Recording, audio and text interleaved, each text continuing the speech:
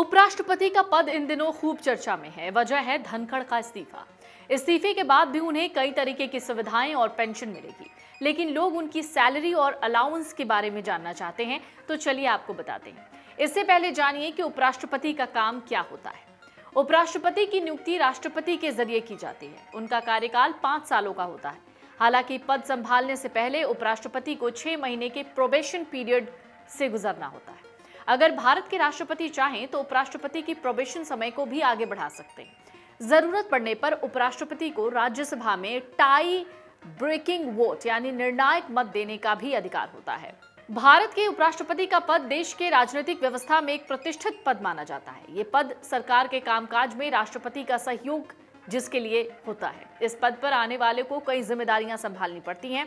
उपराष्ट्रपति अपने पद के साथ राज्यसभा के सभापति यानी अध्यक्ष होते हैं, इसलिए उनकी सैलरी भी अच्छी होती है। उन्हें कई सुविधाएं मिलती हैं।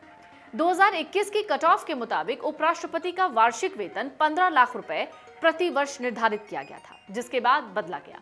जानकारी के मुताबिक उपराष्ट्रपति की सैलरी 4 लाख रुपए प्रति महीने होती है।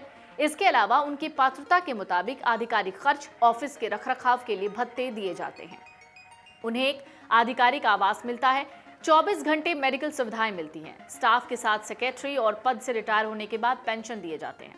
सैलरी का आधा पैसा पेंशन के रूप में मिलता है। इस हिसाब से धनखड़ को 1,50,000 रुपए से 2 लाख रुपए तक के पेंशन के रूप में उन्हें दिया जाएगा।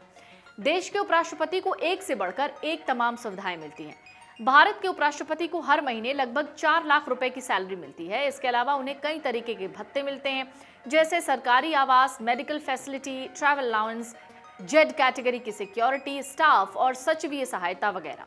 इस तरह से धनखड़ का जो साप्ताहिक वेतन था वो था 92,307 रुपए, जबकि प्रतिदिन उनकी कमाई थी 18,461 रुपए। उपराष्ट्रपति के पद के लिए लाखों की सैलरी के अलावा कई सुविधाएं मिलती हैं। इसमें फ्री इलाज भी होता है। इसके अलावा ट्रेन और हवाई सफर पूरी तरीके से फ्री होता है।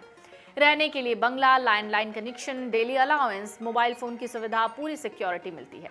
उपराष्ट्रपति को सहायक और एक ड्राइवर मिलता है। अगर कोई उपराष्ट्रपति अपने पद से इस्तीफा देते हैं तो उसके बाद सैलरी का 50% उनको पेंशन के तौर पर मिलता है। इसके अलावा सुरक्षा, स्टाफ, यात्रा, फ्री इलाज जैसी सुविधाएं मिलती हैं।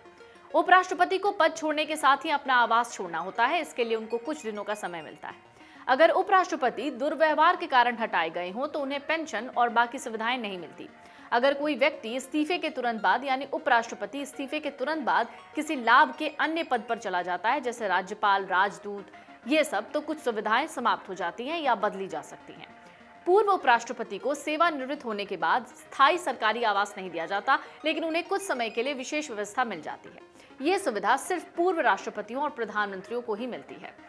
अमीनुल्लाह हामिद अंसारी 11 अगस्त 2007 से 11 अगस्त 2017 तक उपराष्ट्रपति रहे। उन्हें पेंशन और सुविधाएं मिलती हैं। अगर किसी पूर्व उपराष्ट्रपति का निधन हो गया है तो उनकी पत्नी को 50% पारिवारिक पेंशन मिलती है, लेकिन उसे अन्य सुविधाएं नहीं मिलती। हाँ, भारत के उपराष्ट्रपति और पूर्व उपराष्ट्रपति दोनों आयकर के दायरे में आते हैं। उनकी आय पर टैक्स लगता है। भारतीय संविधान में राष्ट्रपति को आयकर से छूट मिलती है। ये उन्हें आर्टिकल 52 से जुड़े नियमों के तहत दी जाती है। भारत में उपराष्ट्रपति का पद 1952 में अस्तित्व में आया, लेकिन लंबे समय तक इस पद के लिए कोई समर्पित वाइस प्रेसिडेंट हाउस नहीं था। साल 2024 में नई दिल्ली के 108 चर्च रोड पर पहली बार उपराष्ट्रपति पद पर आसीन शख्स के लिए समर्पित आवास बनाया गया। अब से उपराष्ट्रपति इसी आवास में रहा करेंगे। ये एक अत्याधुनिक परिसर है जो फरवरी 2024 में पूरा हुआ। इसमें बहुत सी सुविधाएं हैं। ये 3 मंजिला भवन है। इसमें एक बेसमेंट है, ग्राउंड फ्लोर है, ऊपरी मंजिल वाला भवन है। इसी में सचिवालय भवन है। इसमें उपराष्ट्रपति का आधिकारिक कामकाज होता है। परिसर में कर्मचारी आवास और संचार सुविधाएं भी हैं। इसमें गेस्ट हाउस है, स्पोर्ट्स सुविधाएं हैं, जश्न समारोह, साक्षात्कार, स्वास्थ्य और मनोरंजन से जुड़ी सुविधाएं हैं। ये परिसर लॉन सहित 15 एकड़ में फैला हुआ है, जिसमें लैंडस्केप गार्डन, वाटर फीचर्स और सुविधाजनक पार्किंग है। राष्ट्रपति भवन और संसद भवन की तरह इसे भी विशेष सुरक्षा मानकों के साथ बनाया गया। डॉक्टर सर्वपल्ली राधाकृष्णन 1952 से लेकर 1962 तक भारत के उपराष्ट्रपति रहे। वो देश के पहले और 2 टर्म तक उपराष्ट्रपति रहने वाले शख्स थे। वो राष्ट्रपति भवन के एक हिस्से में रहते थे जिसे गेस्ट विंग कहा जाता था, क्योंकि उस वक्त उनके लिए कोई अलग आवास नहीं था। बाद में जब वो राष्ट्रपति बने तब भी वाइस प्रेसिडेंट के लिए कोई स्थायी घर तय नहीं हुआ। भारत सरकार के प्रकाशन विभाग द्वारा प्रकाशित किताब Rashtrapati Bhavan from Raj to Swaraj में साफ तौर पर इसका जिक्र है।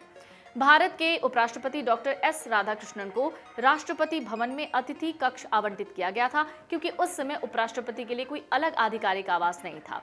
इसके अलावा एम शिवराम कृष्णन की किताब है एस राधाकृष्णन अ बायोग्राफी, जिसमें लिखा है वो राष्ट्रपति भवन में अतिथि कक्ष में ठहरे थे, क्योंकि उस समय उपराष्ट्रपति के लिए कोई अलग आवास निर्धारित नहीं था। तो आपको पता लग गया होगा कि उपराष्ट्रपति को क्या क्या सुविधाएं दी जाती हैं और उन्हें कैसा सरकारी बंगला मिलता है। अगर आप ये वीडियो YouTube पर देख रहे हैं तो हमारे चैनल को सब्सक्राइब कर बेल आइकन दबाएं और Facebook पर देख रहे हैं तो हमारे पेज को लाइक करें।